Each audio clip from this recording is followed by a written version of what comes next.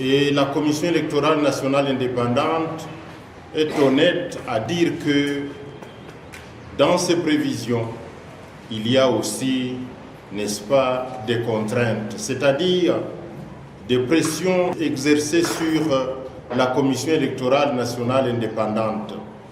Nous pouvons expliquer ces vocables par les défis, par les difficultés, par les obstacles.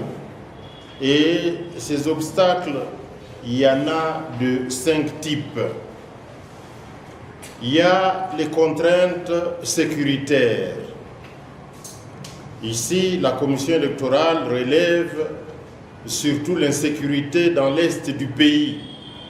Et les responsables pour lever cette contrainte, c'est le gouvernement de la République démocratique du Congo.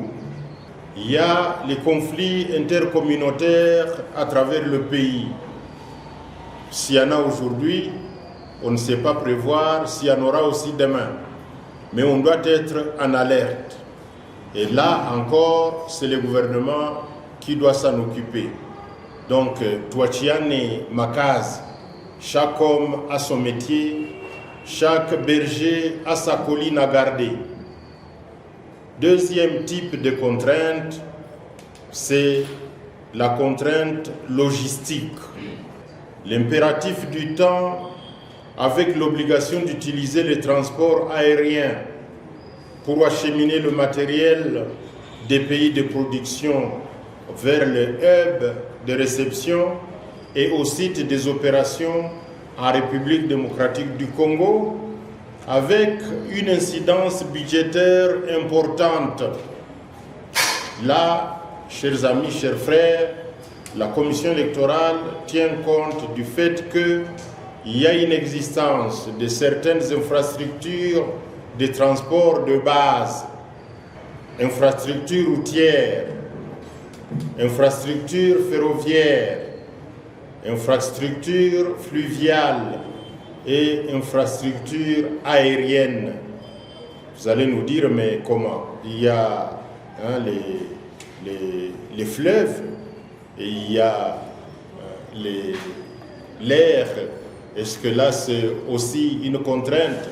Oui, l'air existe, l'espace existe, mais il nous faut ces appareils volants. Les fleuves existent, mais il faut aussi les bateaux là-dessus. Et qui doit s'occuper de cette contrainte logistique? C'est encore le gouvernement. Troisième type de contrainte, c'est la contrainte financière.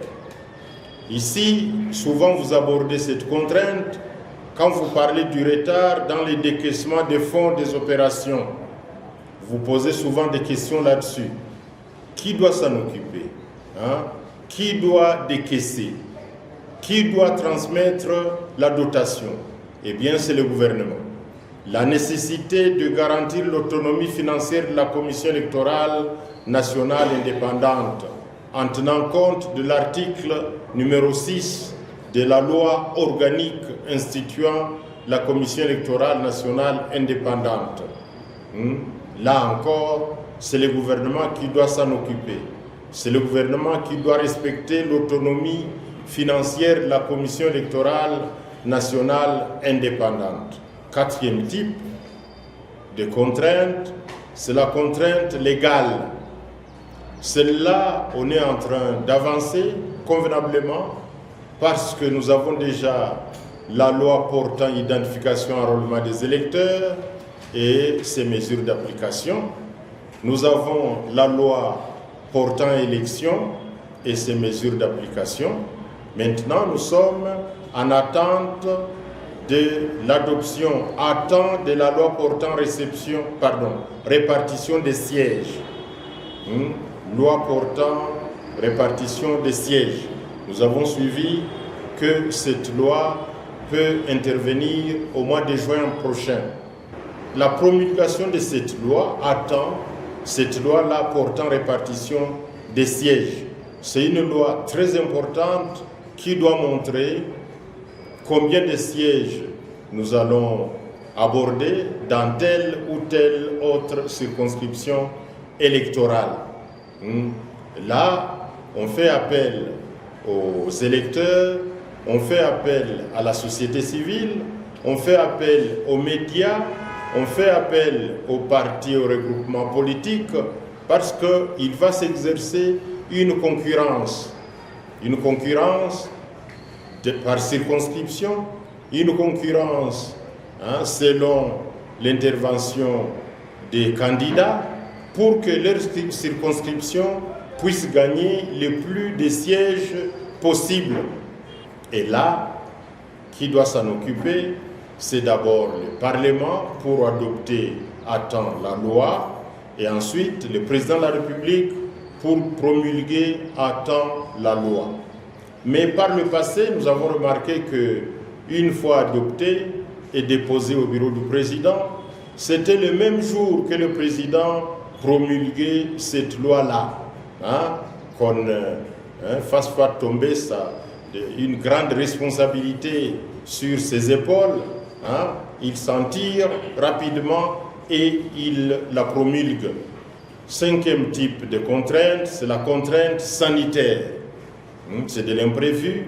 On peut penser cependant à la Covid-19.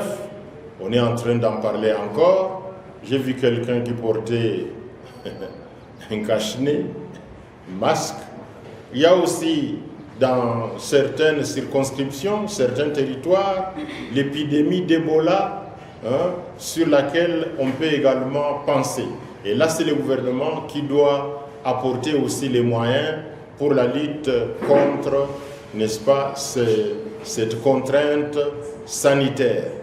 Vous remarquez, chers frères et sœurs, qu'ici, la commission électorale ne fait même pas allusion à la contrainte politique. N'est-ce pas?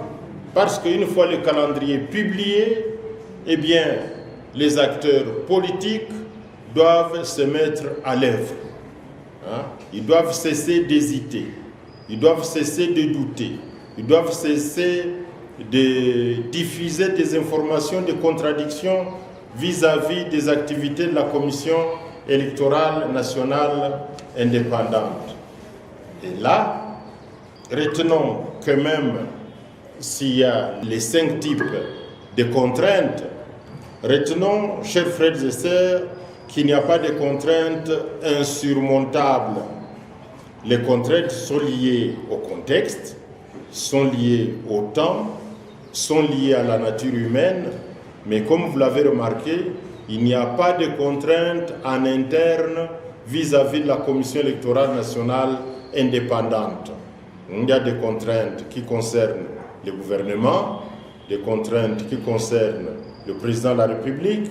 Eh bien, Touatiane Makaz, la Commission électorale a fait son travail, elle a montré le calendrier à suivre, et eh bien, tous les opérateurs politiques, la population, les électeurs, la communauté internationale, tous, nous devons donc nous mettre en branle pour bien suivre le déroulement de ce calendrier électoral.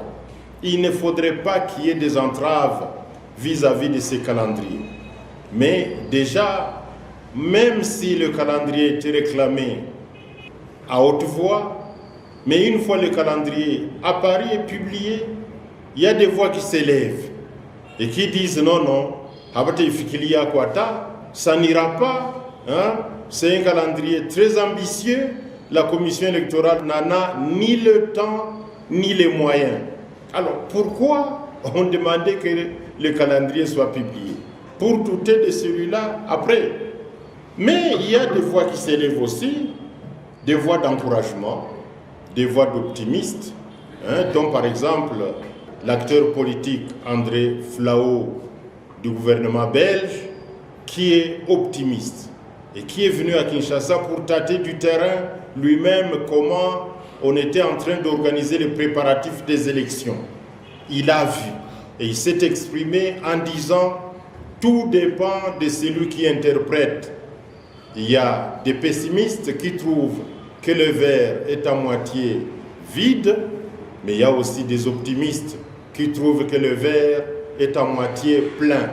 Il y a l'acteur politique Mende que vous avez suivi sans doute et qui a dit que les dubitatifs doivent se décider.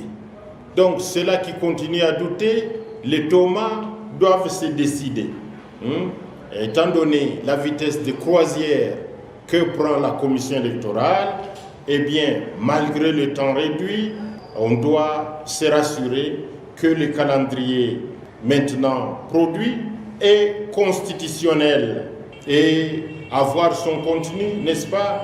Il y a des responsabilités vis-à-vis de la commission électorale, vis-à-vis des électeurs, vis-à-vis des candidats, vis-à-vis du gouvernement, vis-à-vis des partis politiques, vis-à-vis de la communauté internationale. Et M. Patrick Mouyaya, ministre de la Communication, a bien souligné que le gouvernement va faire sa part. Le gouvernement est en train de faire sa part. Or, nous avons remarqué là que les 5 types de contraintes concernent surtout le gouvernement.